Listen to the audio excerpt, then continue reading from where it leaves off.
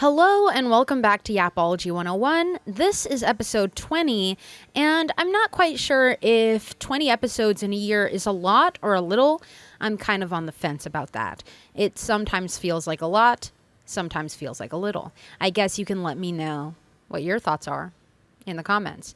But this episode is going to be about, how do I say, leftist elitism when it comes to not only poverty, but specifically poverty in the South and all those class issues that come up related to that. See, I will say, as a person who is Southern and lives in the South and is left-leaning, I guess leftist, I guess that's what I am. Those are my values politically. But I will say that when I delve into leftist conversation on the internet, especially when it pertains to the South or poverty or class, it always strikes me as a bit removed from reality how some leftists, actually, I will say the majority of leftists on the internet, approach these topics, regardless of the fact that it seems like the most important topic when it comes to leftism is clash consciousness. When you're conscious of clash, is the game Clash Royale? I don't know. But class consciousness. When it comes to class consciousness, and in the way leftists, especially on the internet, speak about it, it almost seems like an abstract notion. Like it's something completely hypothetical because no one ever ventures into how these situations will actually go down in real life. I mean, as a leftist or a left-leaning individual, you may have had a sort of interaction with someone who wasn't left-leaning on the left at all, maybe even a conservative. Especially if you're working class, you've had these conversations trying to kind of change the minds of people, make them understand that whatever they're backing politically is not for them because it's directly opposing their livelihood. You know, it's directly putting their livelihood in detriment. And I think it's really hard to have those conversations, and it's really, really hard to communicate these ideas in a way where people will want to accept them.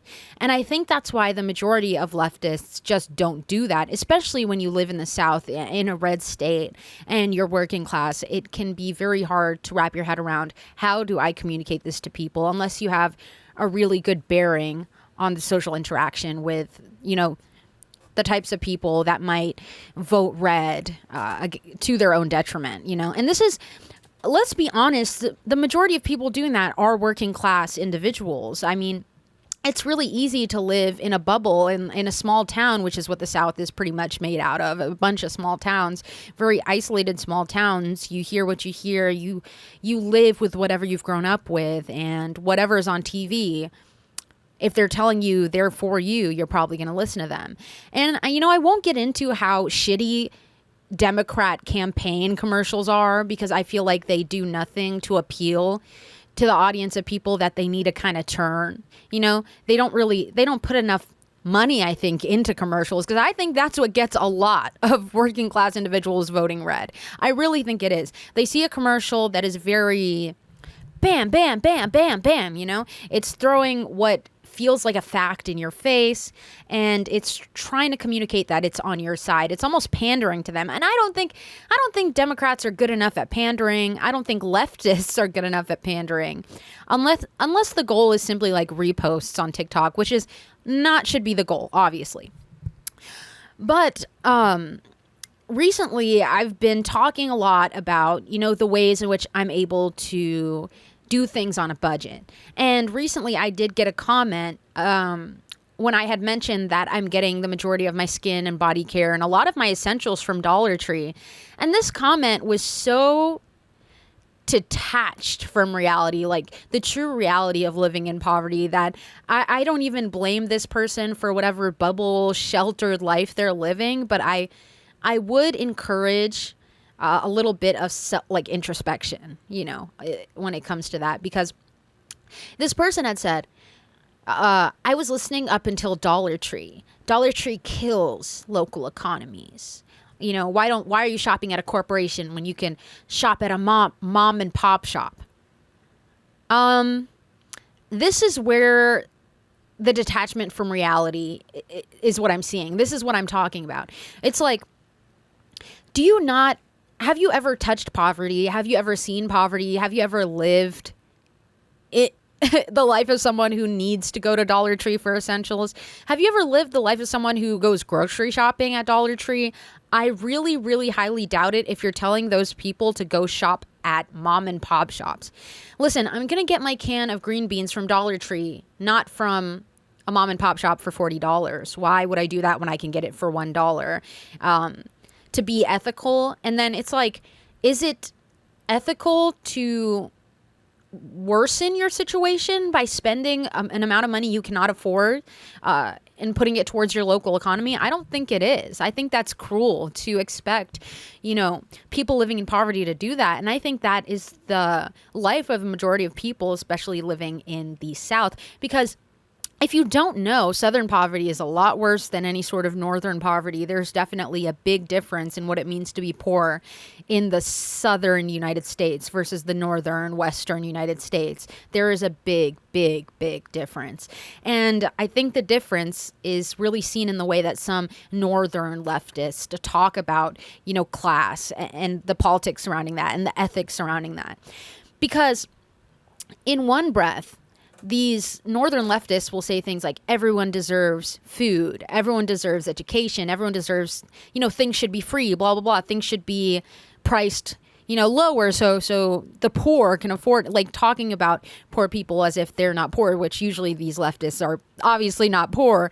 They just see poor people as kind of like mythical creatures that don't actually exist because they never have to, come to face with poverty at all. And it's just irritating to be spoken about in this way by people who consider themselves to be on the left but live in such a sheltered society and such a privileged society. And I'm usually not one to dog on privilege all too much because it's like everyone has their privileges, but you can't lie that these specific type of leftists who live in like high income areas that vote blue, and have more, social programs and things like that and more easily accessible resources, they kind of speak out of their ass a lot of the time when it comes to class and poverty. And I recently went to like this nice beach town. And first of all, it was very strange because near me, in an area where there should be more food pantries and more of an easy access to free resources, it's actually very, very hard to find anything and anything that will accept you. And you won't find those like food pantry boxes. But when I went to this beach town that was mainly, I will say liberal, I wouldn't say leftist, I would say liberal, mainly composed of liberal art students. And there was a food pantry right in between these two, artsy cafes, a very gentrified area. But then there was like a little food pantry box and it was like, take one, give one. And there was, beans and such in there. And I just thought, who is this for? Because first of all, if we're looking at homeless people, the homeless people are not, they're not squatting in between those two coffee shops. You know what I mean? That's not where they are. You're putting it out of reach of people who need it. But at the same time, in the areas that are more liberal, you have more resources. And I don't think that should necessarily be the priority of a liberal cause or a leftist cause. If you're only, putting resources in a place where the people who are on your side can have access to it, do you really think that working class conservatives are going to switch sides? They're going to trek across town to get free beans, and then they're going to be like, thank you, liberals. You know what I mean? So I just don't think it's realistic. I don't think they're actually thinking of the people they need to be thinking of, because while I do understand, yes, that a lot of these people are backing politics that are very, very harmful for so many groups. But then again, not all of these people who are low income and, vote red or don't have exactly the best political moral compass, not all of them are white people. That's another thing that we need to understand. And I think a lot of people group the South as a bunch of poor white people, but it's really not just poor white people. Actually, the majority of the South, there's a lot of Black people living in poverty. I would say like a ton of Black and Hispanic people living in poverty, Asian people as well. We have people from the Caribbean. Like, there are so many types of people here in the South. It's a very diverse area of the country, which a lot of people will not believe. But what I've heard is northern states are usually less diverse. Isn't that funny? Usually fully white, fully liberal, not exactly leftist. We haven't gotten there where states are fully leftist, but liberal for sure. And it's just chocked full of white people with a bunch of money who kind of perform being a liberal so that they can, seem like a good person, with a good moral compass and good ethics. And it just gets frustrating to have this group of people tell, even Southern individuals who didn't vote red, oh, well, you got what you deserved. Your state's, you come from a red state. Or the South is just so backwards and your politics are so backwards. And of course you're poor. And of course you're blah, blah, blah, blah, blah. You know what I mean? And of course you're illiterate. And it's like they don't have any deeper understanding of where these issues stem from. And they have no empathy for the South. And it's because they see the South as a bunch of, illiterate, racist, inbred white people. But it's a lot more than that. That's not the only demographic that lives in the South and suffers in the horrible poverty that people suffer through in the South. It's very different. And I think this lack of empathy is just getting really, really annoying for me. And this lack of perspective. That these people have never touched this type of life, but they have the nerve to say things like, you need to be more ethical. You need to spend your money at certain places. You need to check the ethics of everywhere you're spending your money. And it's like, do you not know how rural areas work as well? Like it was that whole boycott conversation too, where it's like, people who live in rural towns are not going to be able to drive 30 minutes to an hour to shop somewhere more ethical. And also they probably can't even afford it. The majority of people where I live, they shop at Walmart for their groceries because it's pretty much Walmart, Aldi, the cheapest things you can get. I mean, I pretty much know the regulars at Dollar Tree when it comes to groceries and when it comes to essential things. So it's just kind of like a lack of foresight of the circumstances of people living in poverty in these red states, And I would say, I guess I'm one of them, unfortunately. And it's like, I didn't vote red. And I promise you a lot of other people didn't vote red. And it's up to, there's a bunch of old people. And a lot of the people voting red are people with money down here in the South. People who have, investment portfolios to take care of. And they have properties and they have stock in local businesses that are, conservatively funded and protected. And it's really funny that the working class individuals are being blamed for being brainwashed by their TVs and their peers. But these people with all the money who are, investing in these golf courses and country clubs and all this other bullshit, like the real Southern rich, who are pretty much they're lobbying and they're doing all kinds of crazy shit. They have ins with congressmen, and there's just like so many crazy things going on in communities in the South that have that type of money and that type of capital and social capital as well.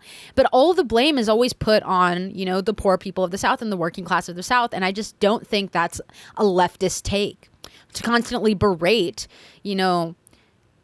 the working class of the South for ruining everything when that's really not the case. In fact, I would say a lot of people down here who are working class probably not even registered to vote, probably don't have the time to vote. When are you going to vote? When do you have an off day to vote? You can't even get sick, So it's just ridiculous that these people can sit high and mighty on their moral thrones and spit on red states as if the majority of people are even, want this. We don't want this. We don't want, gas to be higher. We don't want our electric bills to be this high because of things like data centers. We don't want, our water supply to dry up. We don't want to lose our power. We don't want any of that. We don't want these, we don't want more resources being stripped. And, the majority of working class individuals in the South who say they don't care about these things, it's just like a lack of understanding. It's all just a lack of understanding. I don't even think it's being dumb necessarily. I think it's a lack of understanding and a lack of education. And I feel like if, especially leftists who feel kind of like morally superior to these people and superior in general to these people, maybe, use the knowledge that they have about these issues and try and share this wealth of knowledge, and not only share it, but try and learn how to communicate in a way where working class individuals can understand what the hell you're talking about.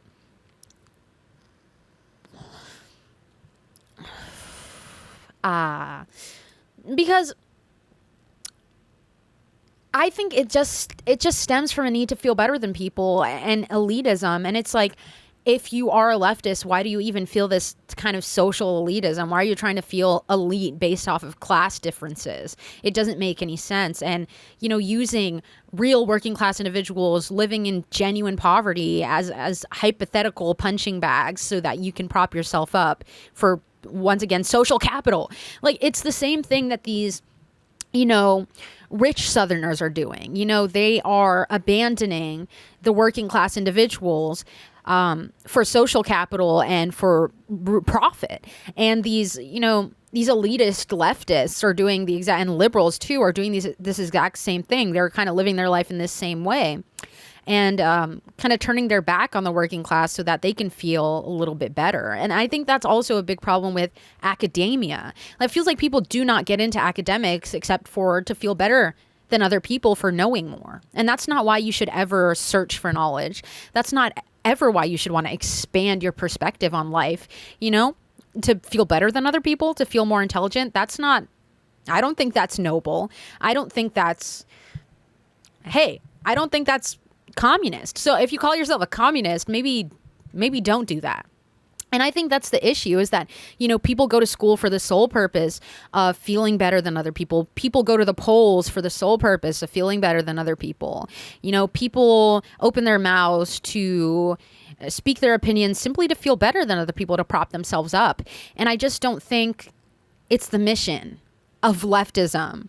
Maybe performative liberalism, sure, but I don't think it's the message. I don't think it's the crusade. I don't think it's any of those things for leftism. I think it's just like really, really pathetic. And I'm getting quite sick of people doing this. And I think it's gotten a lot worse because, of course, on the internet, and I think it's gone past the internet, this kind of like quest for moral superiority. Because even when I interact with people in real life, it seems like they're trying to one up, the ethics of what we're talking about or who they are. I'm a better person than you because this. I can't believe you said that because this. Oh, that was weird. Or you know what I mean? Like this type of nitpicking in everything that you say or you do. It's being seen online. It's being seen in real life. And I think it doesn't help these leftist movements by engaging in this behavior at all. And it's been very disappointing because even people who I believed were free thinkers, even people who I believed had empathy and were able to spend a day in someone else's shoes, I see engaging in this behavior just for social capital. It almost feels like everyone does everything simply for social capital, and not because they have conviction, not because they have any morals, not because they have any values, not because they actually want to help anyone. And I think that's the issue with not only leftism at the moment, but society at the moment. And I think you can easily find, an in-group and an out-group, and your out-group is obviously, illiterate, uneducated, the people who are, causing the literacy crisis. And that, who is that? That's working class individuals, that's poor people. And when we frame working class individuals as the reason why society is in decline versus maybe, I don't know, like the rich, I really don't know what happened to leftism where it's like these are the people we're blaming for these issues simply because we want to feel superior, because we can't feel superior to the rich because they have everything. Because it's all about superiority. It's not actually about wanting anything good for working class individuals. It's not about wanting class consciousness. It's not about wanting like a fair society. I don't think it's about that anymore, and I wonder if it ever was. And it sucks because it feels like there's only a small subset of people who genuinely care about these things, and then the rest of the people are just trying to prop themselves up. And it's in this very condescending manner. I'll mention again that Dollar Tree comment, very condescending. If I could afford a mom and pop shop, that's I would probably spend my money in more ethical ways, sure, but I'm not going to put my wallet in detriment and put my life in detriment because you want me to spend $40 on cocoa butter cream. I'm good. And I think this condescension and almost like this entitlement to other people's wallets as well, that's not exactly leftism. That's not progressive. Telling people where and when they can spend their money and then punishing them for spending it in a place that you don't think is ethical enough. How the hell is that leftist? I really don't understand how that's leftist. It's like policing people's pockets is not going to end capitalism. I'm going to tell you this right now. It's absolutely not going to end capitalism. It's just annoying. It's condescending. It's annoying.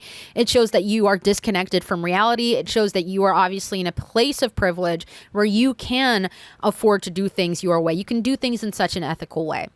And I don't think a lot of people who live in that way where they can buy all these organic products, they can buy these ethical products, they can spend their money at small businesses. They seem to be on a different plane of reality from everyone else who's struggling every day to make ends meet. And it's like the only thing you can afford is like a $3 energy drink, and that still breaks the bank. So it's like, what do you want people to do? You want people to spend $15 on an energy drink and then not be able to pay their rent? Because guess what? There's a big difference for people who are actually living in poverty between $3 and $15. I mean, maybe not for you on daddy's money, but for everyone else, yeah. And I hate to sound condescending there, but I think a lot of people need to wake up to their circumstances and realize they have good ones. And I'll actually bring it back to the beach town I visited recently. I wanted to go to a thrift store. I wanted to see how the beachy thrift stores were. And my experience with thrift stores is going to a real thrift store. I don't really go to vintage stores. Like, I don't do that because it's too expensive. I can't afford it. And you find better stuff at regular thrift stores, to be honest. Like, and there's more fun in it. You're looking for something good. You're trying to find something that you love, you know? And it's not just to resell it to other people. It's to wear it yourself for the rest of your life. Like, it's an investment for me. And I feel like a lot of other people who shop at genuine thrift stores and do it for a reason of necessity, not for like cool points or something. But when I went to this beach town, I noticed when I looked up thrift store, all they had were vintage shops. That's all they had. All they had were vintage shops. And I was like, okay, I'm on vacation. I'm willing to spend a little bit more while I'm on vacation to treat myself, you know? Buy something that is good quality, will last me years, and maybe, fine, I'll spend $20 on a jacket once a year. You know what I mean? It's that type of thing. But then you have all these kids who spend like $20 on a jacket on a weekly basis, if not a daily basis. And they walk with that attitude and they live with that attitude. And it was just like the sourest, most rank attitude I think I've ever encountered in other people. It was like an art school college town that was also beachy, you know? And you had all these kids with, you know, I don't know, they're living in this town, you know, they have the money to do all these things. They have the money to shop at these vintage shops and not even think about the price tag. And, you know, they're walking around with that attitude and they're trying to be all nonchalant, and it's lame as hell, to be honest. But I'm also walking in these vintage shops because I wanted to go shopping while I was on vacation. There's something nice about that. But I noticed the attitudes of even the workers in these stores. First, there was this one vintage store that was a normal, like, pretty basic, regular clothing store, a retail store. And then in the back, it was a vintage store. And the lady in the front not only treated us like we were dirt when we walked in, like literally looked at us like we were, I will say the word hobos, because that's how she was looking at us, like we were hobos. And that already made me feel weird. Like, you know, a girl with a slick back and like a cami on or something, and she's looking at you like you're a poor piece of shit dirt hobo, and it just makes you feel weird. But then you walk to the back and there's like this secret nook, and it's a secret vintage store, and that's pretty fucking pretentious. But I'm like, fuck it, let's go in. And they were selling like a couple of nice things, but everything was like $40. They were selling like baby Scooby-Doo onesie, I think, for like $40. And I just thought, wow, that's crazy as hell to, you know, take babies' clothes that were donated and sell them for $40. But okay. And, you know, I walked into this store and the person that was working there was so rude. And it was like, I usually don't care when someone who's working somewhere is rude to me because it's like work sucks. But that means if you work at a fucking, I don't know, like a racetrack or a Walmart or a Dairy Queen, I'm not going to give you a hard time for being in a bad fucking mood because those are shit jobs that people have to take for necessity. But this is a vintage shop. You get to sit around. Almost no customers come in. You have your little iced coffee. You're in your cushy little store wearing your stupid dumbass vintage fit that looks god awful and stupid. And you're just sitting there in your stupid little, soft chair. By the way, I don't remember working in a single place that let me sit down all day. So that's already a privilege that majority of working class Americans don't have. So you already know that they come from a privileged background because they're like working in such a privileged store. It's like crazy. This is a privilege. I'm sorry, but it is. And, the person, I like to be polite because I'm a normal person. So you go, hello, how are you? This is all I see.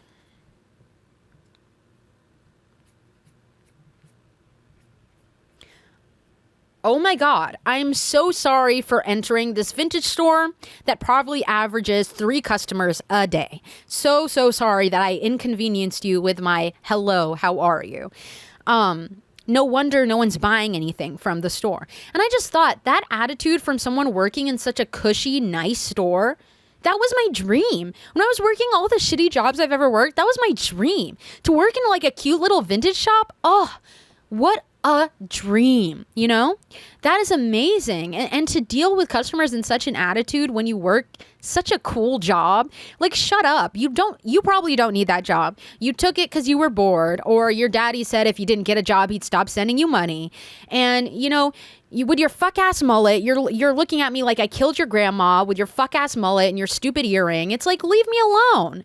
I was thinking of maybe buying a little porcelain duck. What the hell is wrong with you? Or a necklace. But you know what? Now I'm not going to spend my hard-earned money in this dumb-ass store, And that attitude really solidified these type of stores and environments to me as being pretty privileged in a world that I wasn't familiar with. And, although I grew up with, I would say a pretty good privilege because my dad had money. And, when I was with my dad and not with my mom, I got to take advantage of that. Sometimes we went on vacations. Actually, a lot of times we went on vacations. And, those were good times besides my dad being like super mentally abusive and weirdly abusive with money. There were times where, I needed procedures done. I remember I had a toothache that was really terrible. And I lived with my mom because my dad was crazy and he'd just like disown me at the drop of a hat at like 14 years old. So I'd live with my mom and we weren't doing that well financially, I'm going to be honest. I remember hitting my dad up and being like, please, I'm in so much pain and my mom can't afford to fix my tooth. Can you please help me? And I remember he invited me to the mall and he took me into a store with like $1,000 button-up shirts. And he had me beg him to get me a root canal while he was looking through $1,000 shirts and while he was buying $1,000 clothing items. Yeah. So it's like, I know these people. My dad is one of those people. And, I just never realized that they had them here in the United States of America, but I should have wised up to that. And I think after living also in poverty in America and seeing the difference in the life that maybe, kids in a rich liberal town live versus how I live in my, I will say low income, medium income. I don't know what the rest of these people are making, but probably low income, southern town. It's like, there's a big distinct difference. And it's funny that a lot of these kids working at these vintage shops and going to these coffee shops and walking around with this attitude, like, not even looking at homeless people in the face type of thing. Like, they're just kind of looking at them. And when they look at them like they're dirt, type of thing. But then they're like, I need a vote Democrat because I'm a good person. Actually, you know what? I'm not even going to vote Democrat because that's wasting my vote. I'm going to vote for the Green Party. Go Green Party. This is going to be so good for society and maybe we'll finally become communists. It's funny because you guys want to be communists so bad, but then you look at homeless people like they're literal dirt and you can't even be polite. I feel like if you want to be a communist, you got to be a little polite. You know, not in like the fake capitalist nicety way. And they don't even do the fake capitalist niceties, which is like, what the hell is this country? You know, we used to be nice to each other. We used to at least like fake nice to each other and like say, hi, how are ya? What happened to that? So I just think it's a combination of Gen Z having no social skills, having this like moral superiority complex that they never actually use in real life. When it's time to be ethical in real life, right out the window. When it's time to fake your ethics online, it's like, this makes me look so good and I have to maintain this or I'll be canceled, you know? And it's like, oh, fuck, you guys are so annoying. Maybe if you focused more on being a good person in real life than pretending to be a good person online and you know, on your voter registration that people can look up, you know, maybe the world would be a better place. I don't know about you. Because a lot of us are like, we want hope for the future. Where's the hope for the future? Hope core. Life gets better. Then you go outside. Ew, is that a hobo? You know, you guys are pathetic. And I think it's truly sad. And I've even had conversations with, you know, people I respect who make jokes about the South like, yo, you guys are totally illiterate fools. It's like, why do you think people in the South are illiterate? It's a lack of resources. It's a lack of money. And, you know, the cause is pretty much capitalism. Nobody cares. They only care about turning a profit. And the South, they're basically draining the blood of the South in order to make that profit. You know, it's so frustrating that people don't understand the workload the South does for the rest of the United States and, you know, how much of this wealth is being made off the backs and exploitation of the Southern working class. It's really, really crazy. But, yeah, I guess it's just frustrating, and it's been a topic that's been frustrating me for a long time. And I guess what I'd like you to think about if you're watching this video, maybe you live in poverty, maybe you don't. Maybe you live in the North, maybe you live in the South. Regardless of your situation, I'd like you to have some self-reflection. And this is not about punishing yourself. This is just kind of understanding where you are on this topic and kind of figuring out how have you contributed to this problem, and maybe how can you alleviate some of that weight, take some of that weight off that problem, you know? Maybe do some good. Maybe, you know, a little bit of effort from everyone makes the world a better place, whether you believe it or not, whether TikTok wants you to believe it or not, whether, you know, cynic leftists want you to believe it or not. You can be a leftist, have hope for the world, be a genuine good person in real life, if you actually just care about it. I think what I'm trying to encourage you to do is just care about the world and other people and have some perspective and try to live your life in someone else's shoes. Have patience and grace for people that you feel, you know, are your enemy. And I'm obviously not talking about the extremes that are like, you know, kill all people of color, get rid of Hispanics and the border. And it's like, that's fucked up. Obviously. I'm talking about people who are kind of on the fence, people who are only kind of ingesting and letting those, you know, political values influence their lives because that's how it's always been. And, you know, that's what their community does. And, you know, just try. Have some grace for people. Try and show people another way and try and learn how to communicate with people who are different than you. And maybe we can actually make the world a better place instead of just trying to find an enemy that we can fight in order to look morally superior. That would be great. But I guess that's the end of this podcast. Thank you for watching. I'm sorry if it was a little all over the place. I had to really, really force myself to film this one. It's been a rough weekend. But I hope you enjoyed, and I will see you next time.